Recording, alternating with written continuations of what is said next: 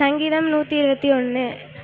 எனக்கு ஒத்தாசை வரும் பர்வதங்களுக்கு நேராக என் கண்களை ஏறெடுக்கிறேன். வானத்தையும் பூமியும் உண்டாக்கின கர்த்தரிடத்திலிருந்து எனக்கு ஒத்தாசை வரும். உன் காலை தள்ளாட ஒட்டார், உன்னை காக்கிறவர் உறங்கார். இதோ இஸ்ரவேலை காக்கிறவர் உறங்குவதும் இல்லை, தூங்குவதும் இல்லை. கர்த்தர் உன்னை எல்லா தீங்குக்கும் விலக்கி காப்பார். அவர் உன் ஆத்துமாவை காப்பார். கர்த்தர் உன் போக்கையும் உன் வருத்தியும் இது முண்டல் கொண்டு என்றென்றைக்கும் காப்பார். சங்கீதம் 91. உன்னதமானவரின் மறைவில் இருக்கிறவன் சர்வ வல்லவருடைய நிழலில் தங்குவான். நான் கர்த்தரை நோக்கி, நீரே என் அடைக்கலம், என் கோட்டை, என் தேவன், நான் நம்பியிருக்கிறவர் என்று சொல்லுவேன். அவர் உன்னை வேடனுடைய கண்ணிக்கும் பாலாக்கும் கொள்ளை நோக்கியும் தப்புவிப்பார். அவர் தமது சிறுகளாலே உன்னை மூடுவார். செட்டையின் கீழே அடைக்கலம் புகுவாய். அவருடைய சத்தியம் உனக்கு பரிசும் கேடகும் ஆகும்.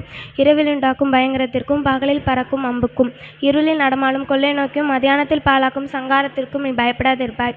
உன் பக்கத்தில் 1000 பேரும் உன் வலதுபுறத்தில் 16 பேர் விழுந்தாலும் அது உன்னை அணுகாது. உன் கண்களால் மாத்திரம் நீ அதை பார்த்து துன்மார்க்கனுக்கு வரும் பலனை காண்பாய். எனக்கு அடைக்கலமாக இருக்கிற உன்னதமான கர்த்தரை உனக்கு தாபரமாக கொண்டாய். ஆகையால் பொல்லாப்பு உனக்கு நேரிடாது, வாதை உன் கூடாரத்தை அணுகாது. உன் வழிகளெல்லாம் உன்னை காக்கும்படி உனக்காக தம்முடைய தூதர்களுக்கு கட்டளையிடுவார். உன் பாதம் கல்லில் இடராதபடிக்கு அவர்கள் உன்னை தங்கள் கைகளில் ஏந்தி கொண்டு போவார்கள். சிங்கத்தின் மேலும் விரியன் பாம்பின் மேலும் பாலசிங்கத்தையும் வலு சர்ப்பத்தையும் மிதித்து போடுவாய்.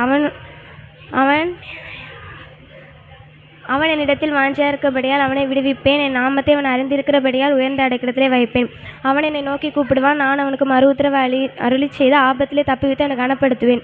நீடித்த நாட்களால் திருப்தியாக்கி என் ரட்சிப்பை அவனுக்கு காண்பிப்பேன். சங்கீதம் 23. கர்த்தர் என் மேய்ப்பராக இருக்கிறார், நான் தாழ்ச்சி அடையேன். அவர் என்னை புல்லுள்ள இடங்களை மேய்த்து அமர்ந்த தண்ணீர் என்னை கொண்டு போய் விடுகிறார். நான் மரண இருள் பள்ளத்தாக்கிலே நடந்தாலும் பொல்லாப்புக்கு பயப்படேன். தேவரீர் என்னோடு கூட இருக்கிற உம் கோலும் உம் தடியும் என்னை தேற்றும். என் சத்துருக்களுக்கு முன்பாக நீர் எனக்கு ஒரு பந்தை ஆயத்தப்படுத்தி என் தலையை எண்ணெயால் அபிஷேகம் பண்ணுகிறீர். என் பாத்திரம் நிரம்பி வழிகிறது.